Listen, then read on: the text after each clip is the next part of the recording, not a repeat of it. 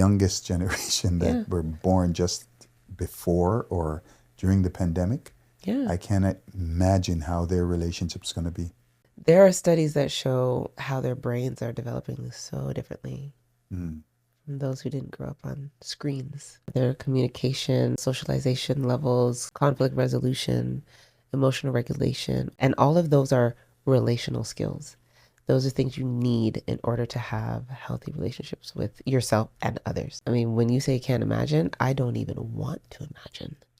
What you're doing here and educating your generation and a generation perhaps just after yours, they probably won't even work on them. They probably have no clue what you're talking about. The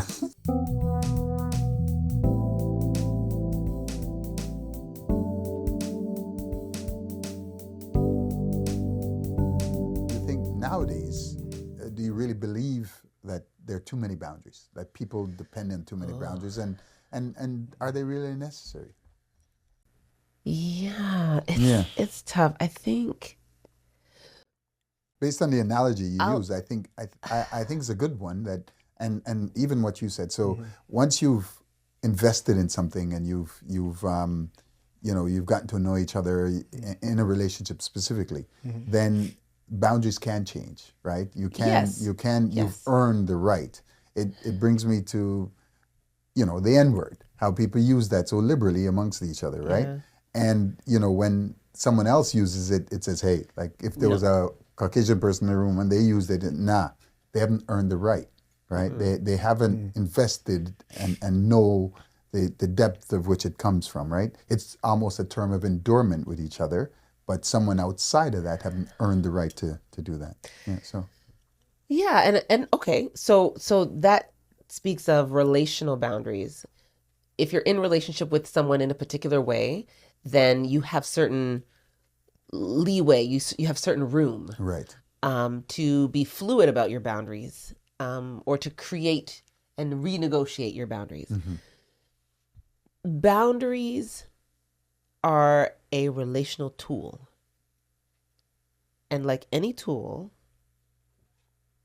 it can be used, it can be misused, it can be abused. But if the boundary becomes a wall, a device or some kind of excuse to shut people out, to shut others down, people that you're in a relationship with, then again, it's no longer a boundary, or you're misusing the tool. Right? A boundary is supposed to state like, hey, this is as far as you can come, so that there can be like safety or what have you. But boundaries in relationships, like I think you both have mentioned, are fluid. They can be renegotiated. Walls have to be broken down, you know what I mean? So we're not erecting walls so that we don't have room to have conversation or, to feel comfortable with one another. We're saying that in this particular situation, this case or whatever, we need to have a line. We need to draw a line, right? So that we can both have our needs met, or we can both get our points across, or whatever the case is. So I think a lot of us use boundaries to avoid vulnerable conversation. I do. Well, this is my boundary. Don't ask me about this. And that can be the case. And I don't think that's necessarily useful.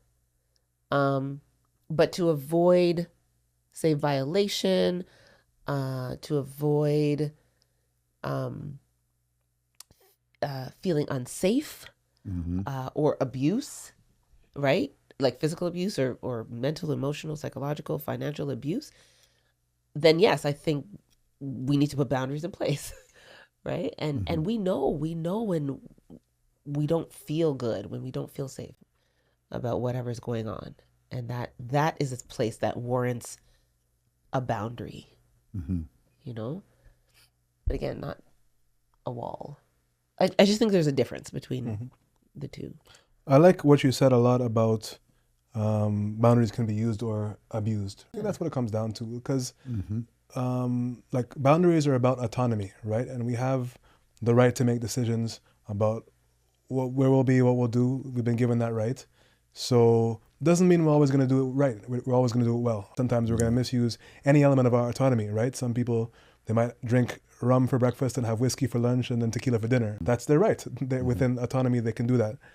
Same thing. Some people can have a boundary that says, never speak to me about our son's sexual orientation, right? Mm-hmm. That's their choice. Is that a positive? Maybe, maybe not. But that's their choice. That's what it comes down to. I think like where boundaries should lie is definitely around harm, things that are harmful to you, and maybe even things that are uncomfortable. But it's up to every individual has a choice and the opportunity to decide what is too much discomfort for them, right? And mm-hmm. sometimes they're going to choose the wrong choice. Sometimes they're going to put the boundary at discomfort, mm-hmm. even though harm is over here. And the result of that is they're going to lose out on the benefits of what's in the middle, of that, of what's outside of their comfort zone. Right. Yeah. So that's probably, that's true. Probably like getting to know someone, and the level of comfort kind of helps to, as we say, renegotiate and make those boundaries a little bit more fluid. Yeah. Mm-hmm.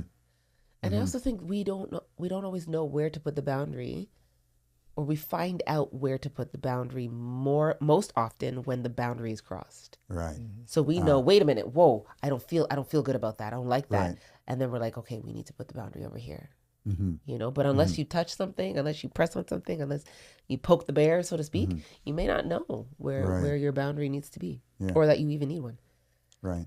But not being in a relationship and setting boundaries, that's a little bit more tricky, right? What do you mean? If you're not in a relationship, you're in a situationship. Come for me. How do you? Sure. Just the question. How do you set those boundaries? Is it just moral boundaries? Is it other boundaries? I'm not in a situationship. Anybody here? Anyone who can talk about that? Anybody in the studio? I'm not either. So, anybody out there? No. Okay. I wasn't even listening to your question. Can you repeat the question if you don't mind? Well, my question is, so how, some cases, we mentioned earlier that in some cases you have to set hard boundaries, yes? Especially when you first meet someone. If you're getting to know someone, how do those, if you're just getting to know them, you're not in a marriage, and this is perhaps for the divorcees out there that are now looking to restart their life. Yeah. How do they negotiate those boundaries early? Bold, hard, fast, explicit. Here's what I'm going to do. Here's what I'm not going to do. Here's what I'm about. Here's what I'm not about. Yeah, but when someone's hurt and they're going through the process of healing and they feel that they've gotten to the process of healing, they may not know what those boundaries are. Oftentimes you'll see someone put up a wall and block everybody out. Well, you just said it. I mean, a wall is not a boundary. And if you've got a wall up and you're still struggling with or wrestling with resentment and bitterness and anger and all that stuff. Fear? Fear, baby girl, you're not ready. Okay. And you should go to therapy. Go to therapy. True. Stay in therapy. Yeah. Stay there. It's a good place to be, to work through all of that stuff. Right? If you can get to a place where you're open, you feel a little free, you feel some release, you're like, okay, I feel a little bit more like myself. I can entertain the prospect of a new relationship. I can love freely. I can take a risk. I feel, you know what I mean? Like if you can get to that place, then yeah, sure. Entertain having conversations with other people and then, drawing your boundaries. But if you're not there, then what boundary? You need to figure out your own boundaries. Like that's a personal thing.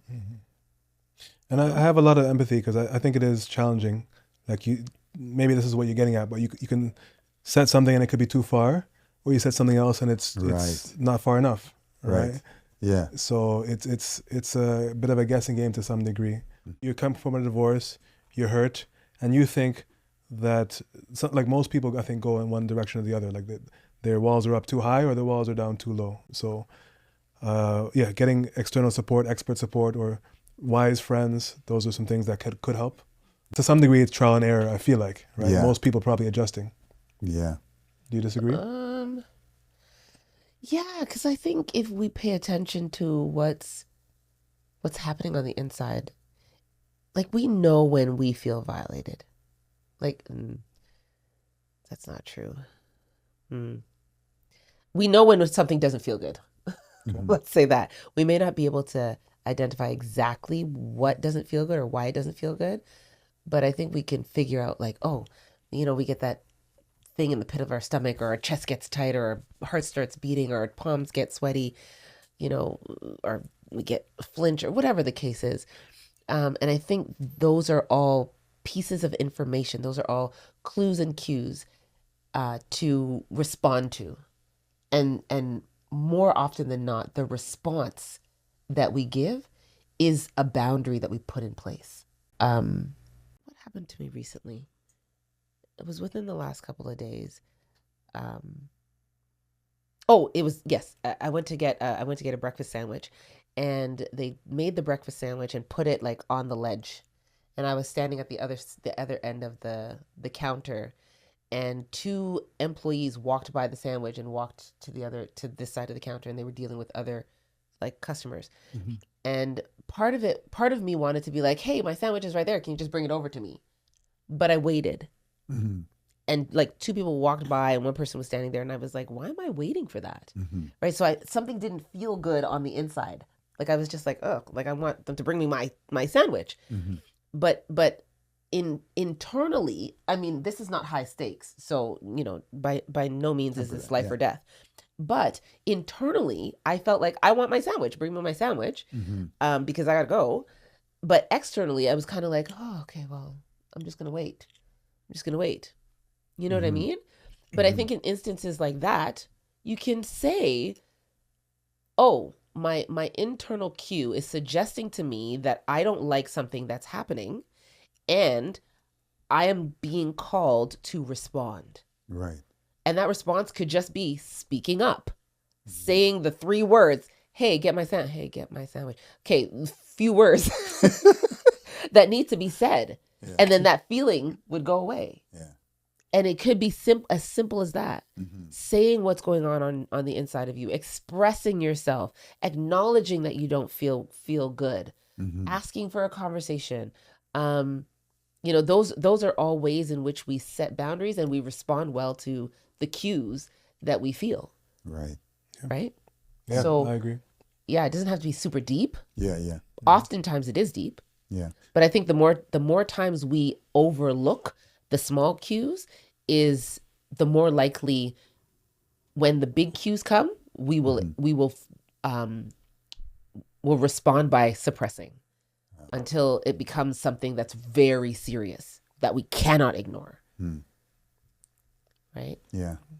A lot of studies that they do about therapy, especially when it comes to people who have melanated skin, they go to therapy like when they hit rock bottom, because they have ignored, suppressed, repressed, denial, justified, rationalized, all of the things until we can't ignore this anymore. Right?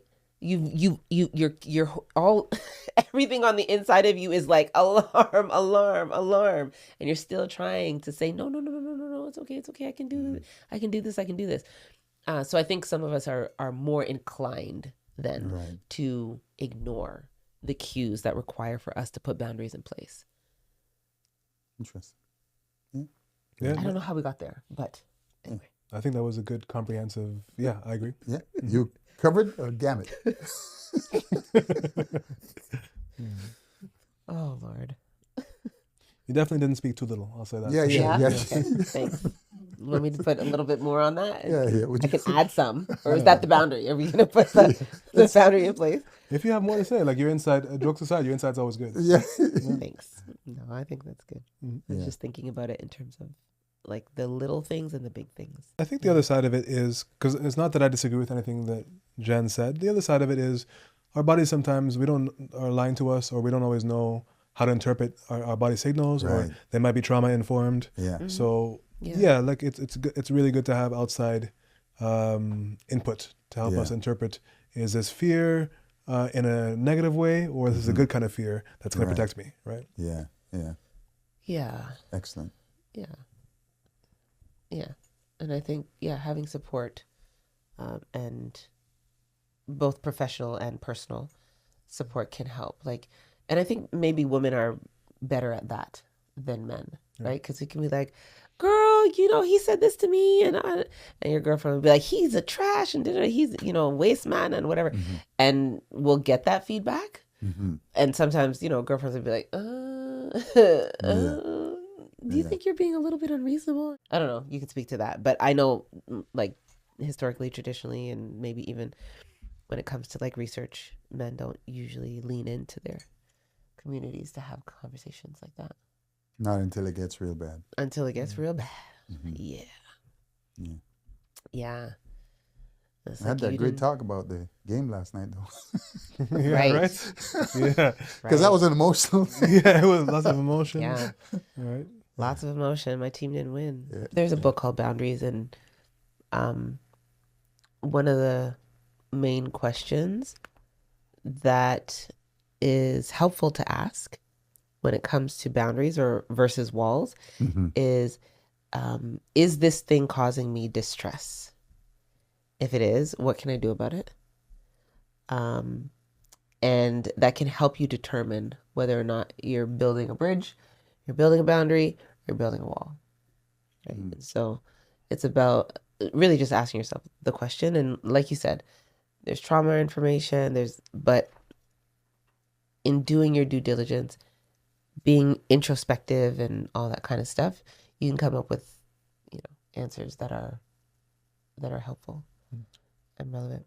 But I would imagine now, because of social pressures, that it must be very difficult. For example, I know a lot of people now are kind of dating or whatever online. They're meeting people online. Yeah. And obviously, it obviously is traumatic. One, it's a online false dating sense is of traumatic. I could imagine. Obviously, a lot of these people are now trying to get to know, how do they filter out, with the exception of your past guest, I think, who has some kind of investigation to kind of suss them out. How do you... Beyond getting a private investigator. Right. How do people navigate those? Like, how do they get beyond... How do they not fall victim to the social pressures? Technology is not really helping, is it? It's not. The online climate is wild. Like ghosting. What's the thing you said earlier? Catfishing. All of these things, like I think they reflect how far we've fallen when it comes to our value for relationships. On the one hand. But I also think it also reflects how terrible we are at relationships, like just the skills that are required to build a healthy relationship with ourselves and with each other. And falling victim to social pressures. It's I don't know. I don't have the answer for that. I think slowing down, like just one step, one day at a time, no rushing, just getting to know somebody, have the conversation, ask the questions. There are 10 million relationship conversation games out there. Order one from Amazon. Order you one. Order you one. Go through the deck. Ask yourself some questions. Ask him some questions. Ask her some questions. That's all. Talk to things, right? There's the pre-marriage course and the marriage course. Scylla and I can't remember their names, the Lees over in the UK. There's some really great content out there. Like, slow down, stop having sex, okay? Slow down and get to know one another. Have conversations. That's what I would say would be most helpful. Because once you get into this, like, oh, we're this and we're so lovey-dovey and whatever, then conversation and word just gone. Nobody wants to talk. Right. I can't imagine. Hookup culture is not it. You're not going to get to healthy, long-term, committed relationship that fulfills you with hookup culture. Yeah. I'll just say it because nobody else wants to say it. I can't imagine the kids that are not only born but are affected by since the pandemic. and how that is going to affect them when they get to the age of marriage. Yeah, Like everything is online, right? Yeah. Everything is online. The youngest generation that were born just before or during the pandemic, I cannot imagine how their relationship's going to be. There are studies that show how their brains are developing so differently from those who didn't grow up on screens. Yeah, their communication levels, socialization levels, conflict resolution, emotional regulation, all of that is so different. Yeah.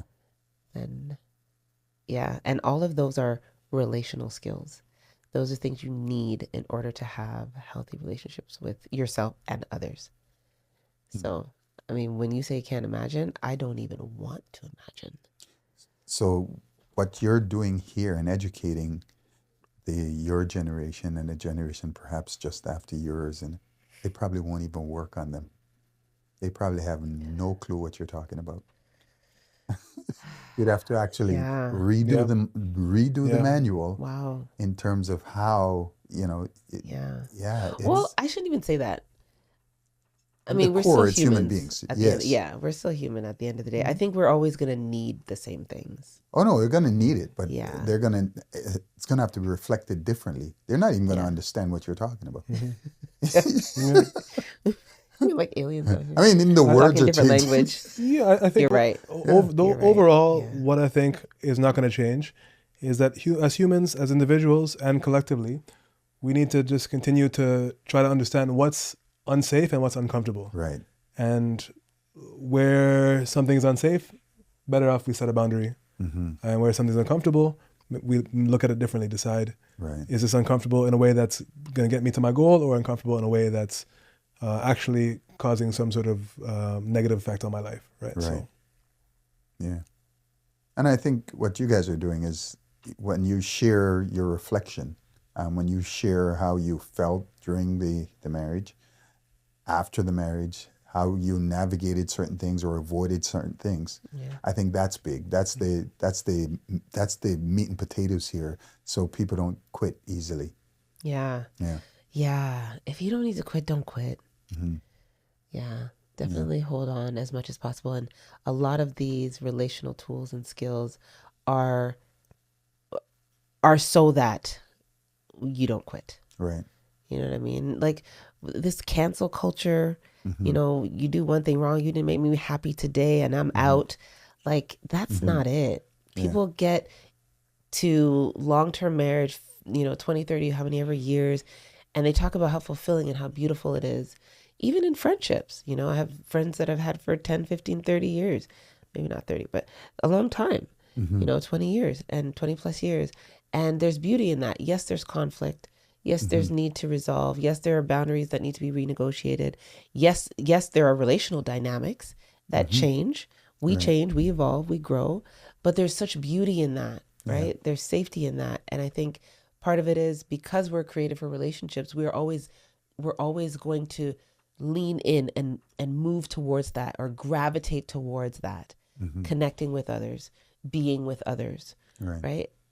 And the more that we know how to do that and do that well, is the better off we are. So this is a new segment that we've introduced to those of you who have never seen it, where based on the episode that we just recorded, Jen and I write on a scale of 1 to 10, 10 being, yes, we're getting married right now, 1 being never again will we even see each other, let alone smell each other. How likely we are to get back together, because that's one of the questions we're asked the most, is how likely we are to get back together. So let's take a few seconds to do that now. Okay, so based on this episode, how likely are we to get back together?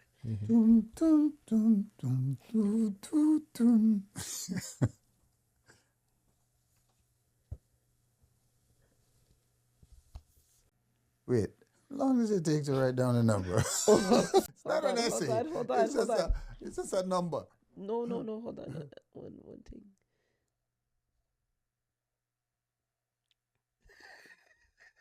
I'm so sorry. guys. We're gonna have to shorten this in post production. Clearly, I am not an artist. Okay. Okay, 1, 2, 3. Let's review. Wait.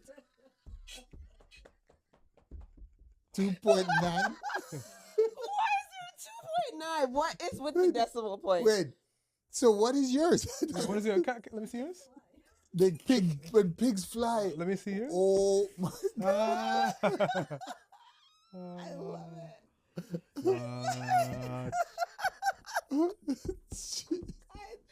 This cracks me up. It absolutely does. This is funny. So I heard of it. There's a story where I live now. There's a place called the Flying Pig, and the Flying Pig is an ode to someone who told this person that they would never make it, or they would make it when pigs fly. So they named the establishment after or the Flying Pig. Interesting. Yeah, that's great. To remind the person, hey, pigs sometimes they Can fly. Yeah. So you never know. You never know. Never know. Right? Pigs are flying. This means in the right place. That's right. That 2.9 going up just. It actually went down. That's funny. Okay. Well, that's it. I don't need a number. I love this segment. Lots of fun. Thank you. Thank you for introducing that. Okay. Cheddy, thank you. Yes, ma'am. Always a pleasure. Thank you so much for bringing the real, always. Bring your personality, for bringing the jokes, the laughter, the smiles. We so appreciate you. You are like our favorite in the whole world. So thank you again. So you for being guys. present. Yes, always a pleasure to have conversation with you. It's my Brings pleasure so to much join you. richness. So thank you for Thank that. you guys for having me.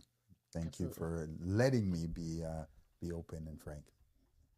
Sorry, She says, "Thank you, Cheddy." Yes. the mic Nazi. It's Yes. on my case. She said, Yeah. Busted. Yeah. This is what the viewers saw. Yeah.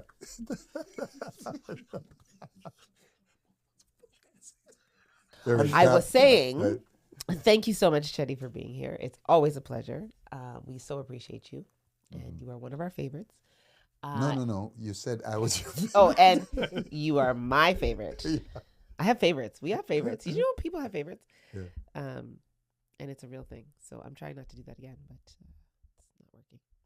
Thank you guys once again for joining us during our episode where we talked about boundaries and fair fighting. And we had a blast. We hope you did too, watching it with us. Be sure to like, to share, to comment, and to subscribe because it's a vibe. And we want you to vibe out with us. So let us know. Let us know about your boundaries that you put in place. Maybe they were walls. I don't know. Maybe you got some rigid boundaries. I don't know. Maybe you're suppressing. Whatever you're doing, share with us. We'd love to have the conversation with you. And we'll see you next time because we still out here doing what we doing, and we love it. So. And Cheddy, let us know what you're doing, what you're up to, what's happening, what's going on. Well, Thank you. I have a few things on the run right You now. have a lot of things. I have a lot of things, but let's just focus on two things. Okay. Obviously, you know, there's my company, Yes. which is the Gold Pill Group. Yes. And The what we- Gold Pill Group. We're going to Correct. tag it. Don't worry. That's right. And what we do is we help entrepreneurs and businesses, you know, achieve their successes. Yes. And obviously, I do the trips to Ghana. Yes. And that's part of Gold Pill Group. I've incorporated that into the Gold Pill Group. And now I am the chair of Caravana Arts Group, which is putting on the festival this year in Kitchener and a few other events. So you can look out for that. Okay. Thank you so much. Some big things happening. A lot of all things culturally based or all culture based Yeah. happening in the city and out of the country. Yeah. I went on a recent trip with Cheddy and the Gold Pill Group to Ghana, and it was amazing. So if you want to go and experience Ghana, experience West Africa in a way that you've never, ever experienced before, please, we're going to get you the information. Contact Cheddy, the Gold Pill Group. They got you. You want to say something? Okay. I was just saying, what's the best way if I want to get to Ghana? You said you pay for the people to go to Ghana? Never. Okay. Yeah. Never. But what I do, Yeah. I have everything taken care of for them. Okay. I have a group going in October, and we're still open to receive new participants. We have up to 30 people right now. We're able to accommodate up to 50 to 100. Amazing. So And where do we find out about that? Yeah, they can hit me up. I can give my phone number, or they can catch me at thegoldpillgroup.com, or they can catch me on Instagram, Facebook, however they want. Thank you. Amazing. Yes, and we'll tag that below. Any final words? No. No. Okay. I'm looking forward to the break between podcast episodes because I want some energy drink or similar. Okay. Well, as Sam goes to get an energy drink, we're going to keep the energy up. We'll see you guys next time on Sam and Jen Got Divorced.